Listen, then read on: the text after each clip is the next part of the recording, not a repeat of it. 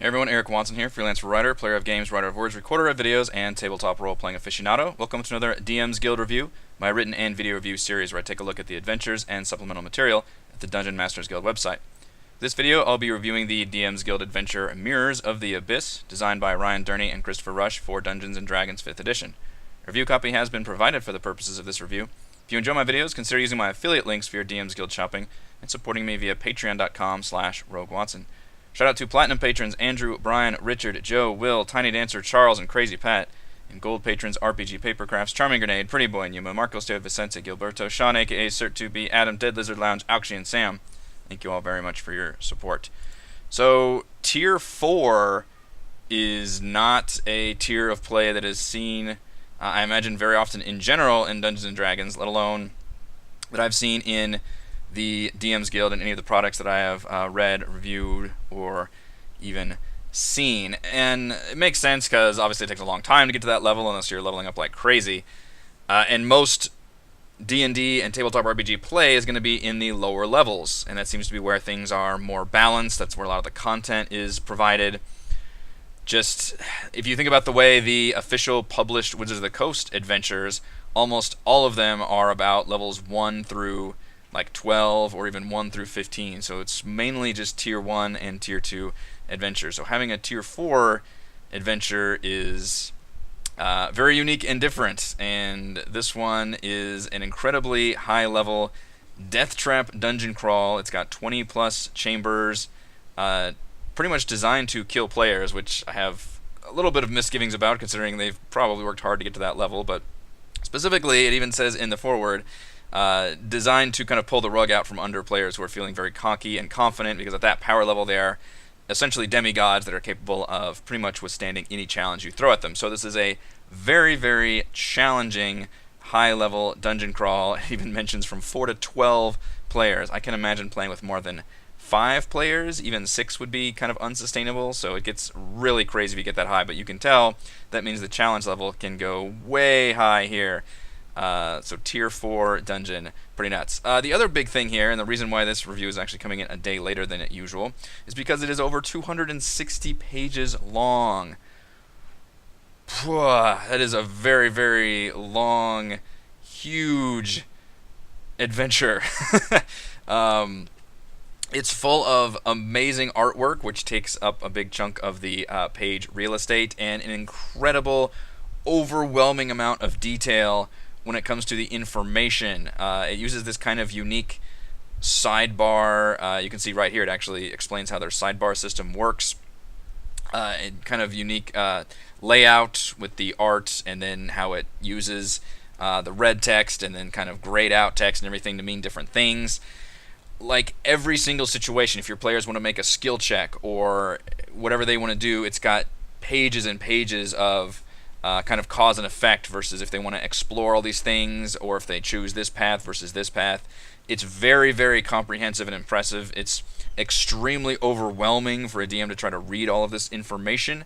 Thankfully, you can kind of play the dungeon like a la carte style. You can kind of pick and choose which chambers you want to use because they're not really interconnected. It's a very abstractly designed dungeon. So essentially, you just teleport from one chamber to the next. So every single chamber dungeon is pretty much its own self-contained hazard or role-playing scene or monster bash or something. They're not really interconnected other than like 1 or 2 areas. Otherwise, you can kind of really do it as like an a la carte and just pick and choose whichever chambers you want. In fact, early on it has some recommendations for if you want to play certain modes, you kill all min-maxers mode, or whichever, if you want to play it as part of a standard D&D campaign or as a sequel to this other adventure.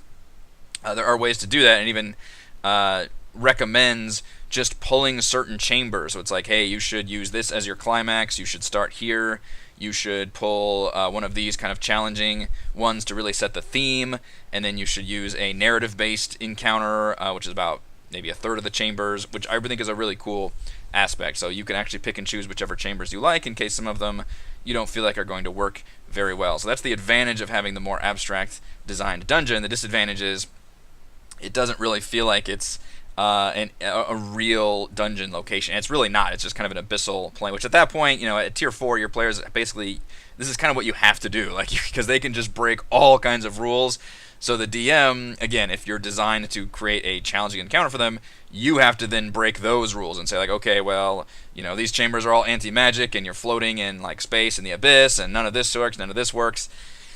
You have to have the right players that are interested in having that level of challenge and not have it feel like complete bullshit. I'm on the level where if players make it to tier 4, then they've earned that power level, and you shouldn't necessarily take it away. And it does mention the fact that you have to be very careful about just kind of ixnaying a lot of the stuff that they can do.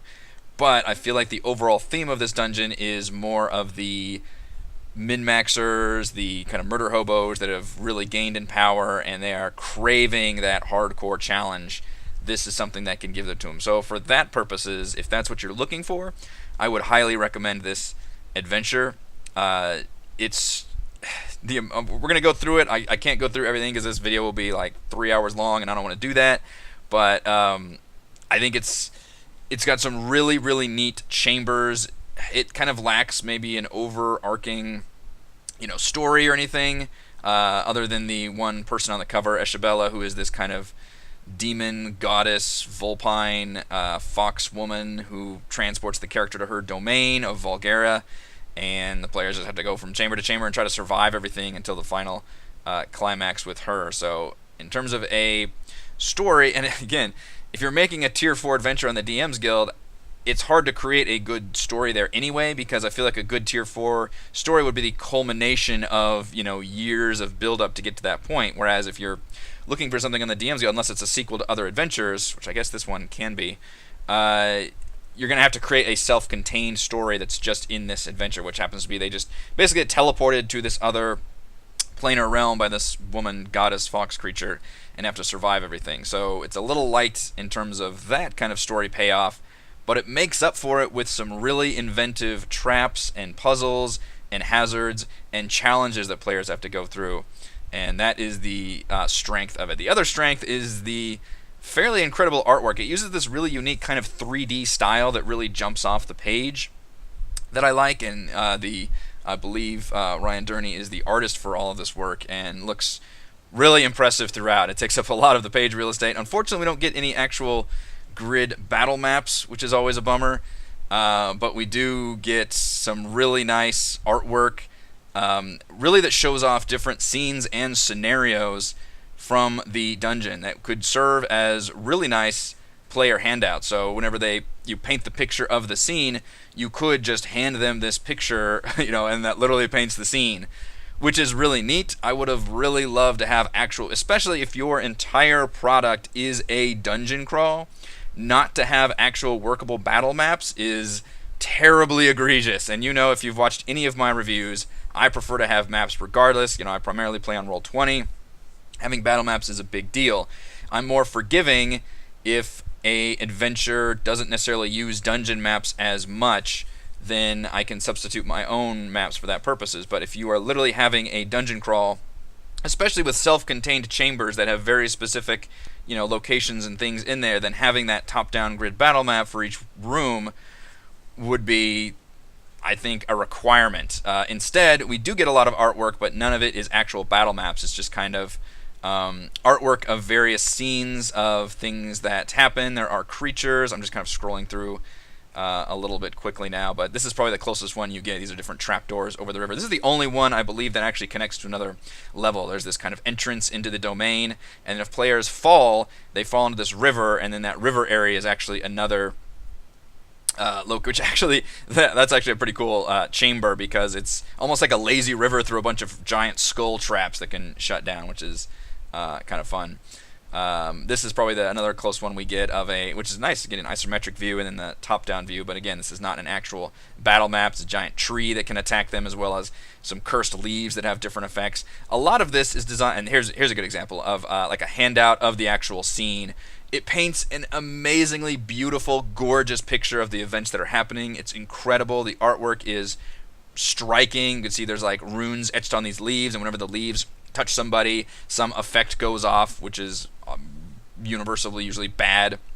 These are amazing artwork scenes. I'm absolutely taken away by them. I just wish we would have also gotten, in addition to these, some proper battle maps would have been really nice to have. But the artwork throughout is absolutely incredible, and I love it to death. That's just the mirrors. The mirrors are, of course, a room as well, designed to divide players up, which is nifty. Again, there is a lot of challenge here. Now, here's an example.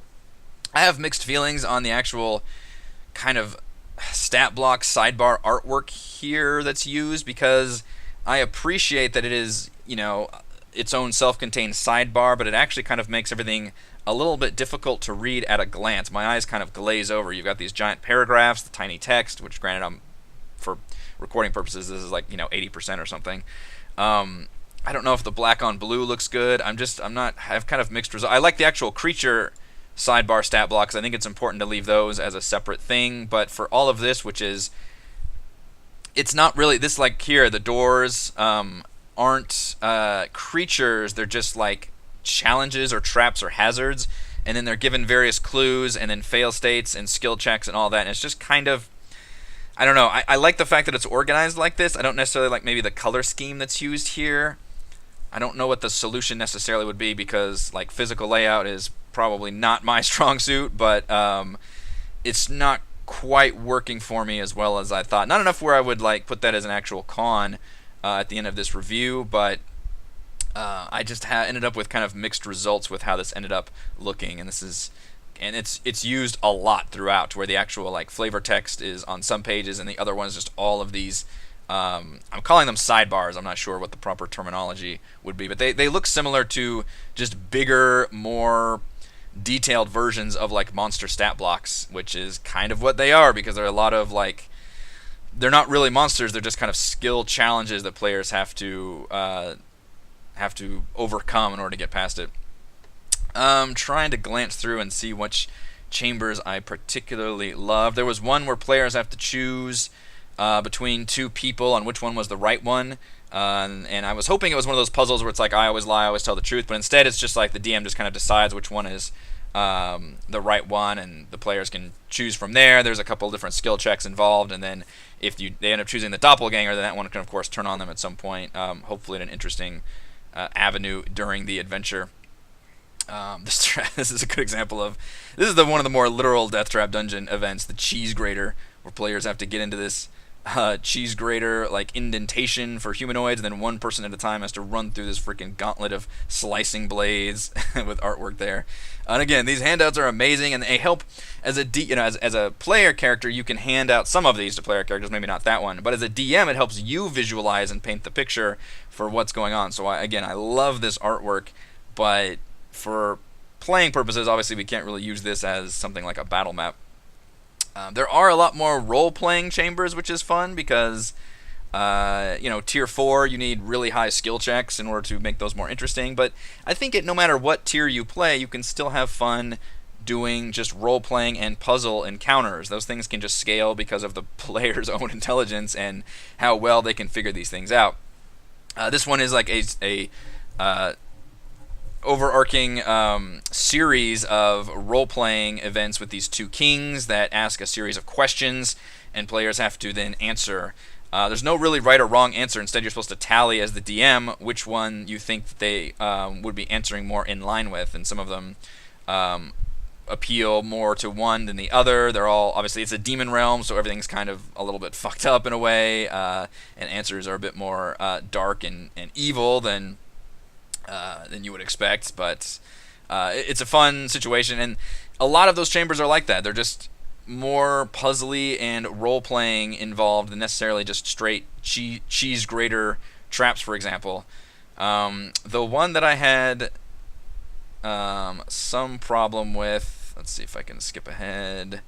There's evil sea monkeys here a lot, and there's not really a good the theme here is that Eshabella is this vain kind of demon fox goddess, and that is reflected in a lot of areas, but in terms of an overall theme, it's just kind of weird demon shit happening all the time. So there's a lot of there's like temples and galleries, there's water areas, there's gardens. I guess it's a lot of things that might happen in a kind of noble's mansion, maybe, but taken to the extreme of a demon territory. So it's not super demony in a classic like hellish way, but I kind of like the more maybe evil noblewoman demon way, which is kind of nice.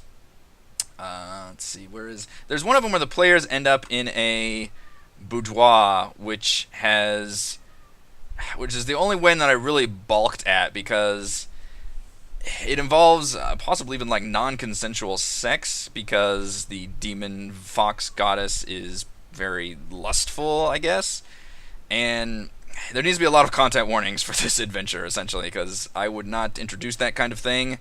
I would definitely shy away from that, and the whole event is weird in that they all have to like touch a certain part of this boudoir, and then whoever touches like the right one, that's the one that is separated from the others, and then she comes onto them, and it's just a really awkward scene. And I don't know, maybe if your group is a bunch of giggling teenage boys, that kind of thing is exciting and interesting, but I feel like, think of the other role. If it was a very sexy man that then you had to be forced to seduce with, it's flip the gender roles and see, would that still make you equally uncomfortable or comfortable? I have a slight problem with the and there's sections later on too where players are forced to self-harm or harm each other. You can do cruel demon world without necessarily really taking away that agency from your players. I think there's a way to do it. You have to be very careful about it, and I like the fact that these chambers can be taken a la carte, because I would definitely skip that boudoir section, and it would probably modify the finale to maybe take out the part where players are forced to attack and kill each other. I guess they don't necessarily have to. You could just refuse and end up in a fight regardless, but it's not something that I necessarily like to see. Obviously, every D&D group is different, so some might be more comfortable with that than others, but as a DM, I would be very, very, very not willing to introduce a lot of these kind of elements into my game. The floating down the river is cool. I really like the artwork here, especially. There's a nice over art. This shot right here, you can see as they have to go through this, basically they call it the lazy river of death, where they go through this river and have to pass all these giant open skulls that slash shut during certain intervals, and of course the river is filled with venomous snakes, and just everything is awful. Everything is awful in this entire domain. It's meant to be a super challenging, like everything is bad all the time, death trap dungeon in the biggest sense of that word. This is the boudoir scene you can see here, which gets kind of messed up, although still great artwork. I'm loving that art. There is, let's see if we can get near the bottom section. I mean, all these chambers it's a really good mix of role-playing and puzzles and traps. Exploration suffers a bit because players go from chamber to chamber, and they're just literally teleported after that one to whichever one the DM wants them to go to.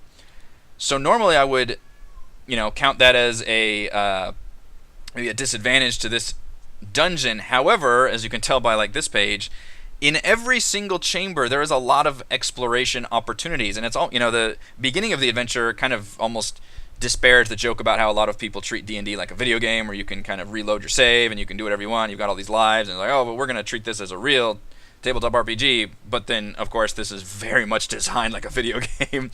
But I like the kind of adventure game quality of the fact that it presents a room at the beginning, and then it expects the players to have all these different to go and examine the different parts of the room, which reminds me of walking into an adventure game screen and seeing all the different things I can click on, all the different like highlighted things. And I like that. And each one, as you can see here in red text, which this part looks good, involves various skill checks, and then those skill checks determine what you know. And this is another reason why this thing is so freaking big, because all of these skill checks, of which there are multiples for just one, examining the forge and shelves, 1, 2, 3, 4, 5, 6 different skill checks involved. Now, some of those are just escalating to where if they roll better, then they know more information, which I also always like to see. But everything is like that throughout this entire adventure. Every chamber has multiple skill checks that players can make and succeed, and then they are given a couple sentences more of information. That level of detail is absolutely incredible and really speaks to the fact that the designer was trying to come up with the cause and effect for every single situation that players would find them in. Now, as a DM, I don't think any DM can actually do that. That's just impossible. But this one comes pretty damn close with covering basically everything. And it's able to come close because that each chamber is sectioned off into its own area, so you keep the players in a very specific section, and they can only, check certain things. So you're allowed to come up with basically, okay, do you look at this, do you look at this, or do you look at this? And then as the designer, you can say like, okay, well, there's only these 3 things they can examine, and then I'm going to come up with all these different skill checks and then more information or clues the players can learn if they succeed at these. So that aspect is really, really well. So in terms of a death trap dungeon, it's not all just traps and monsters. In fact, in terms of like straight combat, I honestly think it's not as much straight combat as it is a lot of trying to just get out of situations by using skill checks and by learning different clues and secrets through skill checks, which to me that fulfills the exploration part of the adventure. So instead of you actually exploring the dungeon really on your own, which I like to see for most dungeons, this one doesn't have that at all. It just pits everybody room to room, but within that room there's still a lot of opportunities for players to do their skill checks and come up with solutions and skills and things they can do in order to overcome all of these various challenges. There's a lot of demon butlers. There's literally that one fly demon I skipped past is like offering a tray of mints. Players can either fight him or take a mint. And there's a nursery area that this demon is in charge of with a bunch of nursing, a bunch of weird fox, I guess kitsune is the word for these fox people. Nursing all of Eshiba's forgotten mutated children. Again, it's all messed up. It's all demon shit. It's real bad.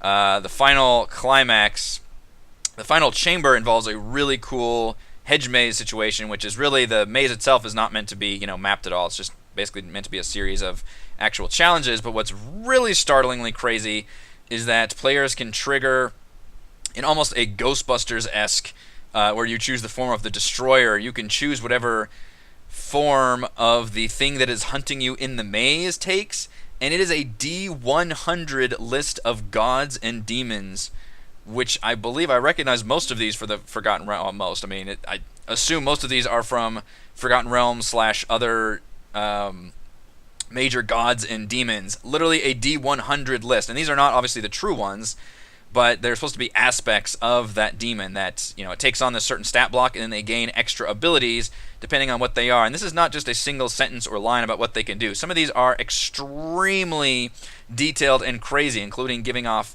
new riddles and role-playing encounters.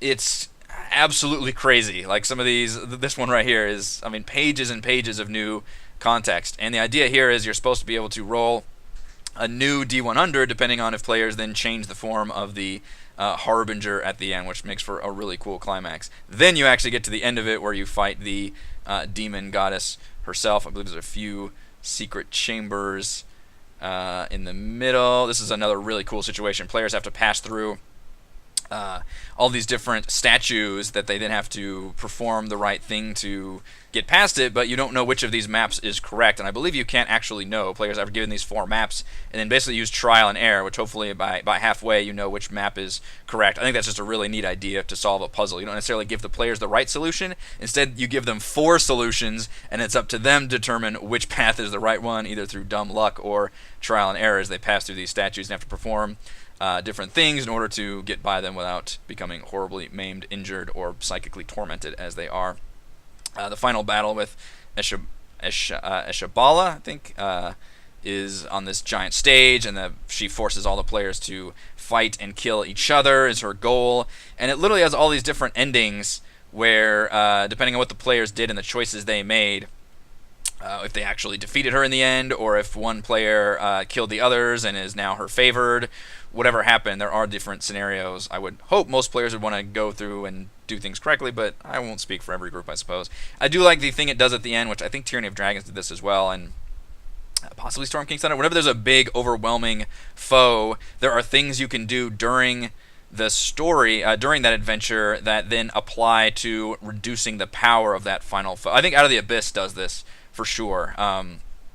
different things that you fulfilled throughout the throughout that campaign allows you to lower the overall power of that person. So, for example, finding Eshabella's true name at the end will reduce her hit points, that kind of thing, which I do like to see that as a final boss battle, and that makes things that you've done as a group kind of really matter other than just surviving at the end. It lets you do all these, all the secrets that you found and the information you uncovered is a nice functional reward to make the final climax a little bit more doable. And then finally we get dozens and dozens of pages of additional lore. You get all these treasure cards that you could pass out to players, which have all the information you could want on them. There are basically appendices of information, background lore on demons, dozens and dozens of pages at the end full of everything's got artwork.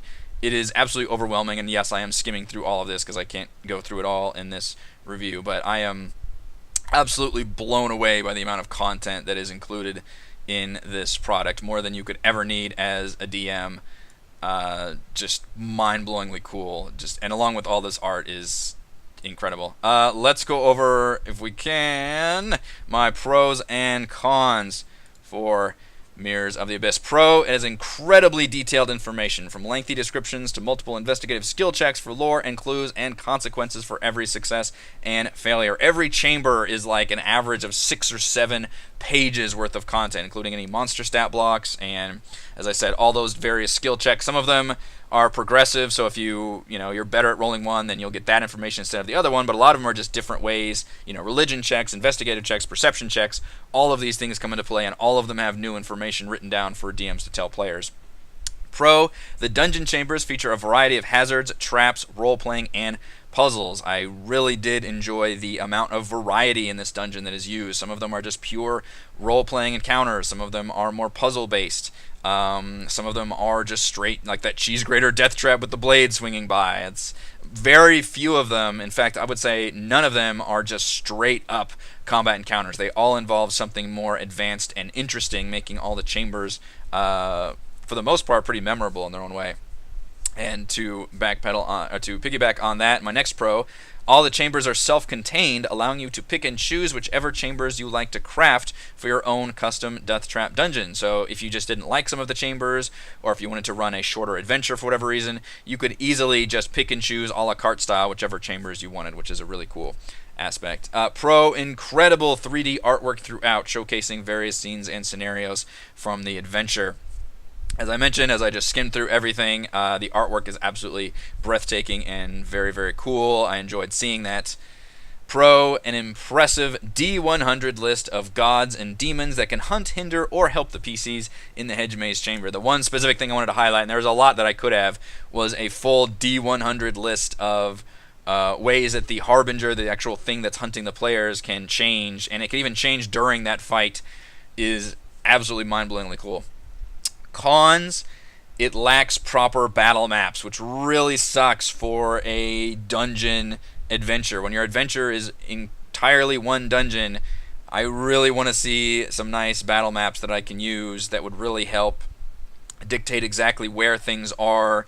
And especially because in this one you can literally just do each one as a separate map, because each chamber is its own self-contained area. I would have really liked to see an actual battle map that we could use. I still love having all the handout style artwork that really paints the scene and looks really nice, but having actual battle maps would have gone a long way. The other con is in a little bit of the themes go a little too far. I feel like it just feels overly cruel and manipulative for the PCs, including forcing them to self-harm or harm one another, and seemingly non-consensual sexual encounters. That stuff I would very much shy away from. That is important content warnings that you need to get by. Again, all D&D groups are different. Everybody has different comfort levels when it comes to these kind of things. Know your players, know your group, know that this adventure as a DM, know that reading through this adventure, this is some demon shit and it gets pretty messed up. Not in like a, X-rated way or anything. It doesn't go into any graphic detail or anything like that, but just know what you're going to be presenting to your players and who Eshabella is and kind of what she's all about, and how that can possibly cause some problems down the line, or maybe not. If everybody's fine with everything involved in there, then go for it. But just kind of know ahead of time what you're getting into. And me as the reviewer, that's what I'm telling you. And I'm putting it as a con just because it does seem like It goes a little overboard in some of the areas with that. Final verdict: Mirrors of the Abyss is 260 plus pages of challenging high-level death trap dungeon design with an almost overwhelming amount of detail, content, and artwork. Thank you to everyone for watching this video review. You can see my written review at roguewatson.com. You can support my work at patreon.com/roguewatson. And you can follow our own D&D adventures here on my YouTube channel. Thank you.